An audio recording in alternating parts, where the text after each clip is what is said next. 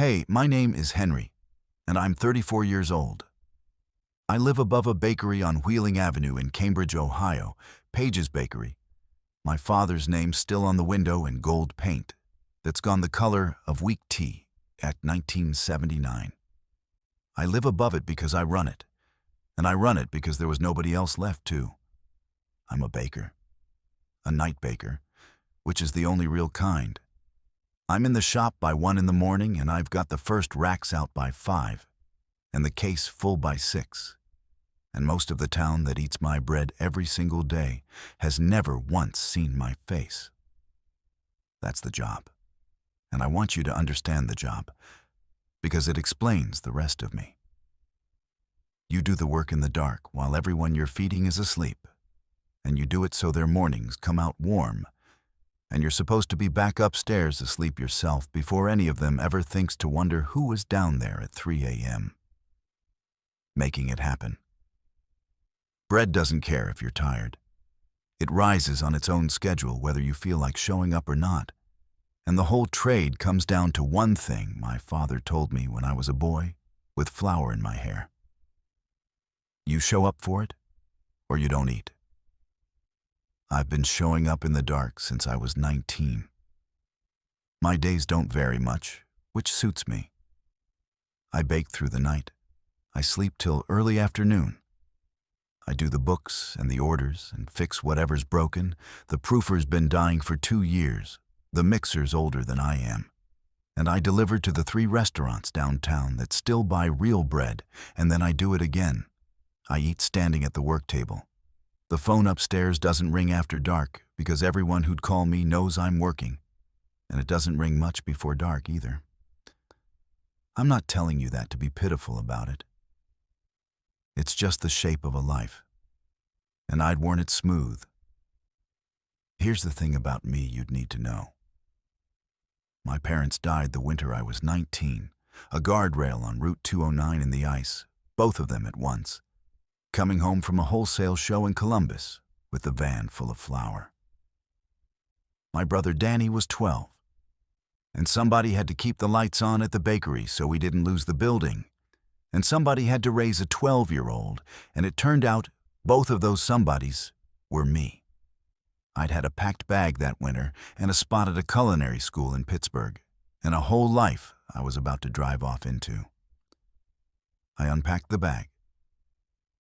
I never said a word about it to anyone, because saying it would have made Danny feel like a debt. And a boy who's just lost his parents doesn't need to also be a debt.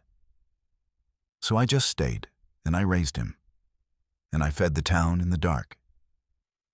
And that's 15 years now, and I'm not bitter about it. I want to be clear, I'm not bitter. I just got very, very good at being the one who comes instead of the life everybody planned. And somewhere in there, I stopped expecting to have one of my own. If you never want anything for yourself, nobody can ever take it from you. That's the trade I made, and I made it on purpose. And I'd have told you right up until the night I'm about to tell you about that I'd gotten the better end of it. Danny grew up fine. Better than fine. He's 27 now, charming the way I never learned to be, the kind of person rooms rearrange themselves around. He sells cars 2 towns over, and he's good at it, and he dates the way other people breathe, easy, a lot, no weight to it. I don't begrudge him the lightness. I bought it for him. That's what the 15 years were for. It was a Thursday in the back end of October when he called me at noon, which woke me, and his voice was wrecked. He had the flu, the real kind, the kind that flattens you. And he'd had a date set for that night. Some matchmaking thing a buddy had pushed him into, a woman he'd traded a few messages with, a real reservation at Loretta's downtown for 7 o'clock. And he was lying on his bathroom floor and couldn't drive, and couldn't even hold his phone steady enough to text her. And he'd left his phone in the truck anyway. And the truck was at the shop, and he didn't have her number memorized.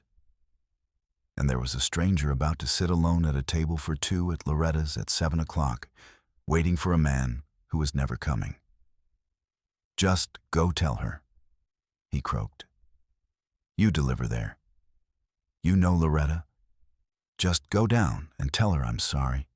I'm sick. I'm not standing her up on purpose. Please, Henry, don't let her sit there." I almost said no. I want that on the record because it's the part that matters. I almost said no, and not because I was busy.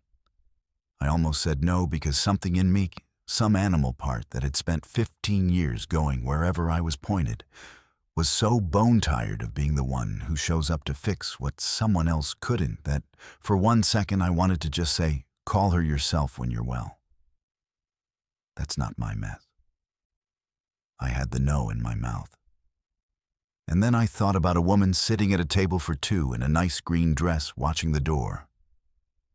And the minutes going by, 7:15, 7:30, and the waiter starting to look at her with that soft, terrible pity. And her folding her napkin smaller and smaller and finally understanding that nobody was coming. I've fed this town in the dark my whole life, so people's mornings come out warm. I couldn't sit upstairs and let a stranger find out the hard way that the world doesn't show up. So I said okay. I showered the flour off. I put on the one shirt I own that isn't for work. And I drove down to Loretta's to apologize for a man I'm related to. I knew her the second I walked in, because there was exactly one person there who didn't belong to the warm, easy noise of the place. She was at a two-top by the window. Dark hair pinned up in a way that had taken real effort and was already coming loose at one temple. A green dress that still had the soft fold lines pressed into it, the kind a dress has when it was bought that same afternoon and worn straight out of the bag. And she'd folded her cloth napkin into a smaller and smaller square the whole time she'd been waiting, and she was working on it still, pressing the creases flat with her thumbnail, the way people do when they've already decided not to expect anything and are just running out the clock on the disappointment. Her coat was still on, half on, one arm in it, like she'd been getting ready to leave for 10 minutes and couldn't quite make herself do it yet. I came over before I could lose my nerve, and I stood at the edge of the table, and I said the thing I'd come to say. "You're here for Danny," I said. "I'm his brother. My brother was sick, so I came instead. It came out clumsier than I'd planned. I'm sorry. It's not a stand-up. He's on his bathroom floor with the flu, and he couldn't reach you, and he didn't want you sitting here not knowing.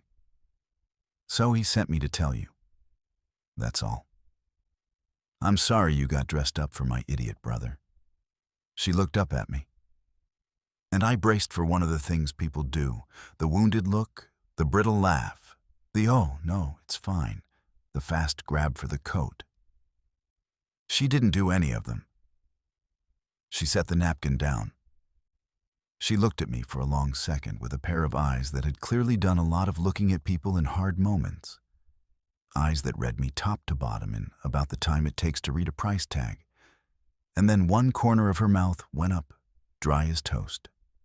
"So, your brother got the flu," she said.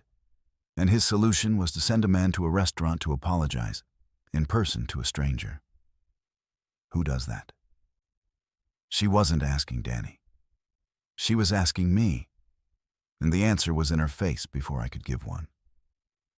"You drove all the way down here in your good shirt to make sure I didn't have to sit alone. He couldn't text. You came." She tilted her head. "The well one stayed home, and the one who didn't even have a date showed up. I'd say that tells me everything I need to know about both of you." I didn't have anything to say to that. Nobody had ever taken my measure that fast and that accurately, and I'd come to manage her feelings, and instead, she'd reached across the table and handled mine. "Sit down," she said. "I already ordered the bread." I should have left. The job was done, the message delivered, my decent deed complete. But there was a basket of bread on the table, and it was my bread. The rosemary loaf I'd pulled out of the oven myself at 4:40 that morning, on a table at Loretta's the way it is every day. And she'd already torn off a piece. And she said around it, "This bread is the only good thing about this whole evening, by the way. I've been eating it instead of feelings for 20 minutes. And I sat down, because how do you walk away from that?" "I made that," I said. "The bread, that's mine. I bake it. I deliver it here every morning at 6. She stopped chewing. She looked at the bread and then at me. And something shifted in her face, some recalculation. And she said slowly, "You're telling me the man who showed up instead of my date is also the man who made the only thing I've enjoyed all night?" And I said I supposed I was. And she put the bread down and said, "Okay, now I have to know everything." And that was how a 5-minute apology became 4 hours. Her name was Cora. She was 31. And over the next 4 hours, in a restaurant that slowly emptied around us until Loretta was stacking chairs and pretending not to watch, the two of us found out we were the same person pointed in 2 different directions. She'd spent 6 years taking care of her mother. Early onset Alzheimer's, diagnosed when Cora was 24, the long, slow kind that takes a person away one room at a time while their body stays. Cora had been the one. There'd been a sister out in Denver who sent money and called on Sundays and meant well. But Cora was the one who moved back into her childhood bedroom and learned to bathe a grown woman and answer the same question 40 times an hour without letting her voice go flat, and to be called by her dead grandmother's name and to smile and say yes when her own mother looked at her like a stranger. She'd had a life starting too once. A man, an apartment in Columbus, a job she liked. She'd let all of it go the way you let go of a rope when the thing on the other end matters more. Her mother had died in March. 8 months. And this date, her sister's idea, her sister's matchmaker, her sister's pushing, was the first thing Cora had done for herself in 6 years. And she'd almost not come. And she'd folded that napkin into a square the size of a stamp because she'd been certain that the universe was about to confirm what she already believed, which was that she'd missed her window, that she was too tired and too late and too used up to start a life now. I told her about my parents and the guardrail and the unpacked bag and the 12-year-old. I'd never told anyone the part about the bag. She heard it and didn't say, "I'm so sorry," didn't reach for my hand and make it a moment, just nodded slowly like a person fitting a last piece in, and said, "So you've spent 15 years being the one who comes instead." Same words she'd used about the date. She wasn't being clever, she just saw it. You and me both. We gave our whole 20s to keeping somebody else upright. And now we're sitting in a closed restaurant at 11 at night, wondering if there's anything left over for us. She turned her water glass a slow quarter turn on the cloth. That's a strange thing to find out about a stranger, that he's been carrying the same thing you have. Loretta finally came over, apologetic, and said she had to lock up. Cora and I stood out on the sidewalk on Wheeling Avenue in the cold, neither of us moving toward our cars, and she pulled her coat the rest of the way on, at last, both arms, and looked at me under the streetlight, and her face had lost all the bracing it had had when I walked in. "I have to tell you something, and it's going to sound insane," she said. "I got dressed up tonight for a car salesman I'd never met, and I was so sure it was going to be a disaster that I had an excuse text already typed out in my pocket." She took a breath that fogged. "And it turned into the best date I've ever been on. By a mile. It's not even close." She laughed, soft, almost to herself. "The best date of my entire life. And you weren't even supposed to be here." I didn't sleep that day. I lay upstairs over the bakery with the racks cooling below me, and I thought about a woman folding a napkin into a square the size of a stamp, and the bread reveal, and 4 hours, and the best date I've ever been on. And underneath all of it, like a stone in a shoe, the one fact I couldn't walk around. She was supposed to be Danny's. That's the thing I have to be honest about, because it's the whole story. The best night of my adult life had been an accident that belonged to my brother. And I'm the man who comes instead. I'm not the man who keeps the thing that wasn't his. She came to the bakery on Saturday. She'd asked, on the sidewalk, where she could buy that bread. And I'd told her, and Saturday at 6 in the morning, the dark not even cracked yet. There was a knock at the back delivery door, and it was Cora, in a different coat, holding 2 coffees, and she said, I figured the one place I could find a night baker was at the bakery at night. And she came in out of the cold and set a coffee down by my mixer and just stood there in the warm flour smell watching me work, and didn't ask to help and didn't fill the quiet. And I understood she was a person who knew how to keep someone company while they did the unseen work, because she'd done a lot of unseen work herself. And we didn't say much, and it was the best Saturday I could remember. She started coming most mornings. 6 a.m., the dead dark, 2 coffees. She learned the rhythm of the place when I needed both hands, when I could talk. And one morning a few weeks in, with no preamble, she washed her hands at my sink and tied back her hair and said, Scoot, and made a loaf of her mother's soda bread from pure muscle memory. No recipe, her hands knowing it the way mine know the rosemary. And when it came out of the oven, she went very still over it.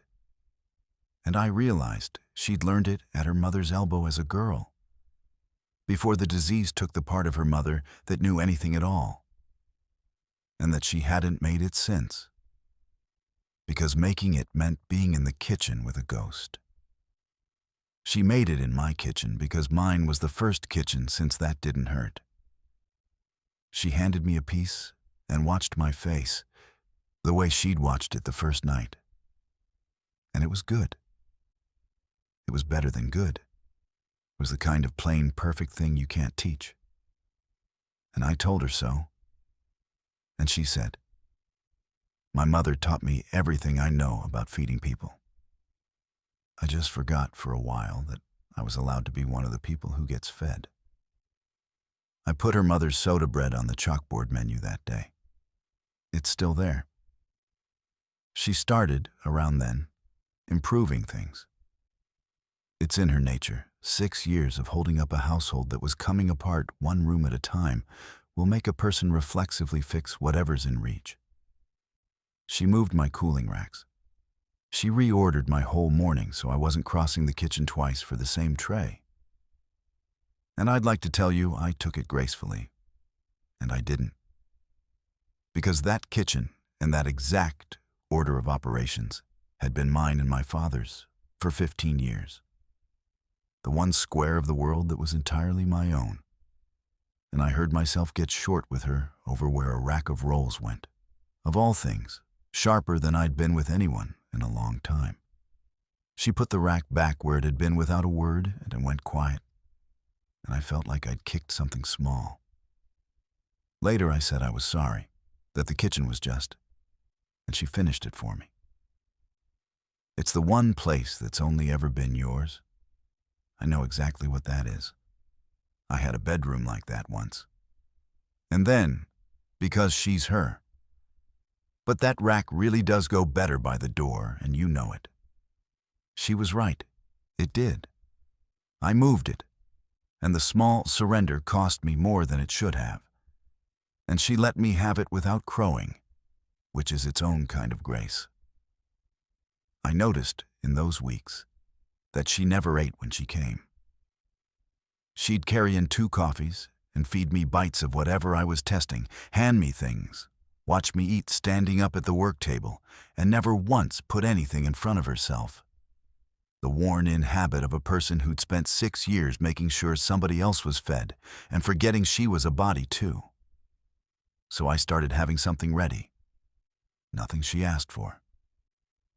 A warm thing, plated, set at the end of the work table before she knocked at 6. A slab off the morning's first loaf, with butter going soft into it, an egg, whatever I had. The first morning, she looked at the plate, and then at me, and didn't say anything, and ate it slowly, the way she'd eaten that first bread at Loretta's, like it was instead of feelings. Nobody, she told me a long while after, had made her breakfast since before her mother got sick. She'd been the one who made it for everyone else for so many years, she'd forgotten food could ever come the other direction. I never made a thing of it. I just had a plate ready every morning, the way you feed a starter whether or not anyone's buying. Because that is how you keep a living thing alive. Sal runs the barber shop next door. He's 66, and he knew my father, and he comes in for a hard roll every morning the second I unlock the front. And he'd watched 15 years of me killing myself in that shop. And one morning, he watched Cora leave with her coffee cup, and he leaned on my counter and said the thing nobody else would. Your dad baked for this whole town and died at 51, and never took one Sunday off in his life. Sal said. And he had a wife and 2 boys to come home to, and it still wasn't enough rest. You've been doing his job alone since you were a kid, and you don't even have the wife and the 2 boys. He tore his roll in half. I've watched you feed every soul in this town in the dark for 15 years, Henry, and I have never once seen anybody bring you a coffee. That girl's been here at 6 a.m. for a month. He pointed the roll at me. Don't be your father about this. Let somebody be awake when you get home. And then he was embarrassed at having said that many true words in a row, and he took his roll and left. There was a morning deep in the winter dark, maybe 4 o'clock, when the bake was resting and the 2 of us were the only people awake in Cambridge, that Cora told me the part she hadn't told me at Loretta's. She was sitting on the bench by the proofer in my old flannel, and she said it to the middle distance, the way the true ones get said. Near the end, she said, her mother hadn't known her at all anymore. Not her name, not her face. 6 years of a daughter wiped off like a counter. But one afternoon, out of nothing, her mother had started to hum, a tune with no words, the one she'd always hummed, making bread, all through Cora's childhood, the kitchen sound of her entire life. The disease had taken Marion Tully's husband and her daughter and her own name, and it had left the bread humming. The body remembered the kitchen when it remembered nothing else on earth. That's why I couldn't make the soda bread, Cora said. And her voice didn't break, which was worse than if it had. My hands know it the same way hers did, exactly the same way. And one day my hands might be the only part of me that's left, humming over a loaf, not knowing a single face. I couldn't stand in a kitchen and feel her in my own 2 hands. She looked down at them in the proofer light like they belonged to a stranger. I didn't tell her it was going to be all right. I'd had enough people say things were going to be all right over a closed casket to know that's a sentence you offer to make the other person's pain quieter for your own sake. I didn't reach for a single comfort. I gave her the only true thing I had, which was the parallel. That I still can't drive Route 209 past the 3rd mile marker 15 years on. That I take the long way to Columbus every single time to dodge a guardrail they replaced a decade ago. That some things the body just keeps and you stop arguing with it. And then I reached over and laid my hand flat over both of hers in the proofer light. Not gripping, just covering them. So the hands she was so afraid of had something resting on top of them. And we sat like that a long while. Neither of us said anything, and the ovens ticked as they cooled. I knew it then, sitting in the dark with my hand over her hands. I knew the whole size of what I felt, and I didn't say it, because it wasn't a thing to set down at 4 a.m. in front of a woman who'd just shown me the bottom of her grief. I took my hand back after a while and went and turned the dough, and I let the knowing sit there between us. Visible now in a way it hadn't been before, and I went back to working in the dark, which is the only thing I have ever really known how to do. Danny got better, of course. The flu let go of him after a week, and the world rearranged itself around his charm again. And one evening, he came by the shop, all the way back to himself, and dropped onto a stool while I was cleaning the proofer and said, "Easy," like he was asking for a jump start. "Hey, so, that girl from the date. You said it went okay when you went down there. You smoothed it over? Give me her number, I'll text her, set it up for real. I owe her a do-over." He grinned. "I owe you a do-over too. You're the best, man, always coming through." And I felt the whole 15 years rise up in me at once.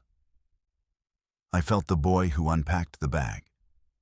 I felt every instinct in my body get ready to do the thing I always do, which is step aside, which is hand it over, which is say, "Yeah, of course, here's her number, she's great, you'll like her," and go back upstairs to the life that was the right size for a man who comes instead. I almost did it. My mouth was halfway to it. I had her number ready to give. "I can't do that," I said instead. The words came out quiet, and they surprised both of us. "I've been seeing her, Danny. Cora. Since that night. She comes by in the mornings. It's not a date I can hand back to you. It's not a thing that's yours anymore. I'm sorry. I didn't plan it." Danny's face did something I'd never seen it do. The easy charm fell off it like a dropped plate. "You're seeing her," he said. "You went on my date, the one I sent you to as a favor, to apologize. And you what? You just kept her?" He stood up off the stool. "That's not, Henry. That's not who you are. You don't do this. You're the guy who doesn't do this. I get the flu for 1 week and you take my date. She was never your date," I said. "She was a stranger you were about to leave sitting alone. I drove down there to make sure she wasn't alone, and I stayed and you stayed." He laughed, and it had a bad edge on it, an edge I'd bought him 15 years of never needing to use.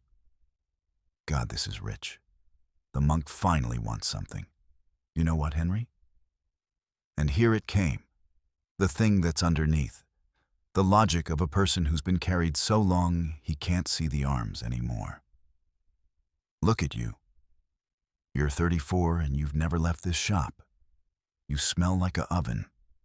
You raised me. Fine, you raised me. You remind me of it every time you look at me, even when you don't say it. But you didn't live, man. That was your choice. You decided to be the sad one in the dark. And now you want to take the one thing that walked into your life by accident, my accident. Because it's the only thing that ever has? That's not fair. That's not, after everything You don't get to take this from me. Sal was in the doorway. He'd come for his afternoon nothing and he'd stopped, and he was hearing it. And the bell over the door went, and it was Cora. 6 a.m. habit broken, here in the afternoon with no coffees because she'd just come to see me, and she stopped just inside the door and took in the room. My brother red-faced, me gone still, and she understood the whole shape of it in about 4 seconds, the way she understands everything. I didn't raise my voice. I have never been a man who raises his voice, and I didn't start then. I just set down the rag, and I said the thing I had never once said in 15 years. The thing I'd swallowed so it wouldn't land on a grieving 12-year-old, and had kept swallowing every year after, until it had nearly dissolved me. I have come instead for you your entire life, Danny. Flat. Certain. Every game I closed the shop for, every overdraft I covered without telling you, every girl I drove you to and waited outside for and drove you home from. The bag I had packed for Pittsburgh that I unpacked the week Mom and Dad died, that you never even knew about, because I made sure you'd never have to carry it. I came instead so that you could go and be light. I have never, one time, asked you to come instead for me. I felt my throat close, and I pushed the rest through it anyway. And the first thing in 15 years that's mine, that I didn't plan, that I didn't earn, that just walked in out of the cold while I was apologizing for you, you want me to hand that over too. Because that's the arrangement. I give and you take, and we both call it love. I shook my head once. I'm not stepping aside. Not from this one. You can be angry. You cannot speak to me. I've earned the right to keep one thing, and I'm keeping it. And then Cora spoke. And she didn't wait for me to be done protecting her, because she has never in her life needed protecting, and she wasn't about to start in my bakery. Danny. She said his name gently, almost kindly, which was worse than if she'd yelled. I wasn't your date. I was a stranger you were going to stand up because you didn't feel well. Your brother got dressed in his good shirt and drove downtown so that I wouldn't have to sit at a table by myself and find out the hard way that nobody was coming. He's the only person in this entire story who came. You sent him. She took a breath. You don't get to claim a person you never showed up for. I'm not a do-over you're owed. I'm a woman who chose the man who stayed. And I'd choose him again in a closed restaurant, eating his bread every single time. The shop was very quiet. Sal was studying his own shoes. Danny stood there in the middle of it, and you could watch the logic he'd lived by his whole charmed life come apart in his hands. The arithmetic where Henry gives and Danny takes, and it's just the weather, just how it is. And you could see the exact moment it stopped working. Because for the first time in 15 years, the giving had stopped, and there was nothing on the other side of the equal sign. He didn't have an answer. There wasn't one. He left. The bell over the door rang behind him, and then it was just the three of us and the smell of bread. And Sal said, very softly, "Good," and went back to his shop. And Cora crossed the room and stood in front of me and didn't say anything. Just put her forehead against my chest. And I held on to her in the middle of my father's bakery like a man who'd just set down something he'd been carrying for 15 years. That night, after the shop went dark and the first dough was resting, we sat on the work table with the ovens ticking as they cooled, and I told her the rest, because she'd earned all of it. I have to say this badly, so let me just say it, I told her. I have spent 15 years being the man who comes instead. And I told everybody, including myself, that I was fine with it, that I'd made the better deal, that a man who never wants anything for himself can never have it taken away. That was a lie I needed. The truth is, I was a coward. If I never reached for anything, I could never be told no. And I could never turn into the kind of person who takes, like. I stopped. I was so scared of being someone who takes that I made myself into someone who only gives. And I called it being good. It wasn't good. It was hiding. I made myself look at her. And then you ate my bread, and you read me like a price tag in about 4 minutes. And I drove home from that restaurant, and for the first time since I was 19, I wanted something that was just mine. You were supposed to be his. I can't make myself sorry that I stayed. That's the whole confession. I'm not sorry, and I should be, and I'm not. She was quiet a moment. Then she put her hand flat against the side of my face, not to make a moment of it, just to turn me toward her. "You think you came instead of Danny," she said. "Henry, you're the only one in this story who actually came. He didn't send a stand-in. He sent the only real thing in the building and didn't know what he had." She smiled, dry, the toast-dry smile from the first night. "You fed this whole town in the dark for 15 years so everybody else's morning would be warm, and then snuck back upstairs before anyone could thank you. I'm not going anywhere. You're going to have to get used to somebody being awake in the dark with you." I kissed her then, in the flower smell, with the ovens cooling, and it wasn't careful. And it tasted like the coffee she always brought, and the rosemary that's worked so far into my hands, it'll never come out. And it had 15 years of staying behind it. I came instead my whole life. I said against her hair. I never once got to be the thing somebody was glad showed up. "You are now," she said. "Get used to that too. A year after the night I walked into Loretta's to apologize for a man I'm related to, Cora's name is on the window next to my father's. Page and Tully, that's her, Cora Tully, in fresh gold paint that hasn't gone weak tea yet. She bakes the morning breads, and I keep the night. So for the first time since 1979, there's somebody in that kitchen in both halves of the dark. And we hired a college kid for the counter, so neither of us has to do it all alone the way my father did until it killed him. Her mother's soda bread sells out by 8 most mornings. It's on the chalkboard under the name Marianne's, for the woman who taught her, and people who never met Marianne Tully are eating her bread and don't know it. Which is exactly the kind of quiet, unthanked, going on in the dark thing that Cora says her mother would have liked best. Danny came back.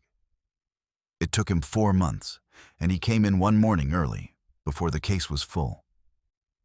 Looking like a man who'd had to learn something the hard way at 27 that I'd had to learn at 19. He didn't make a speech. He's not a speech person. That's me, badly.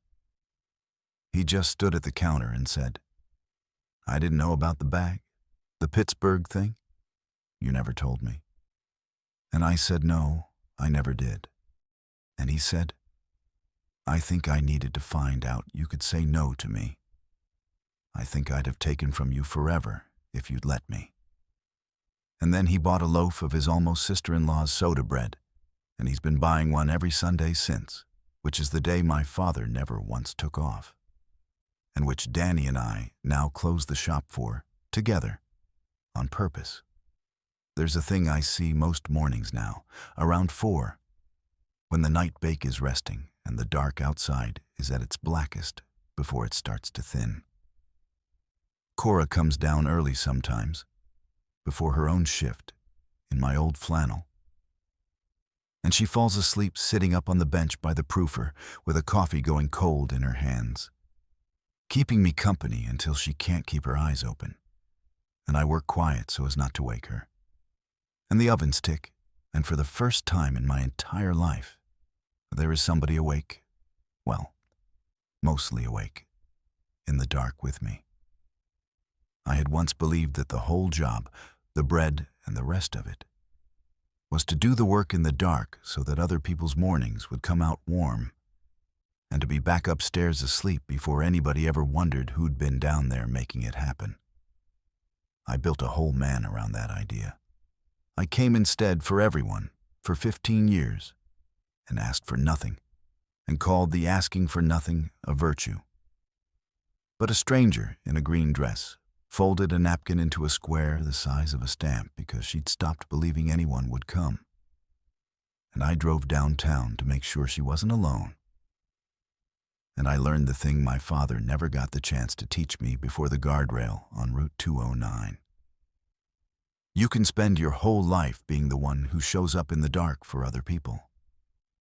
But every once in a while the door opens out of the cold, and the bravest thing a man like me will ever do is let himself be the one who stays, and then let himself believe, finally, that somebody is glad he did.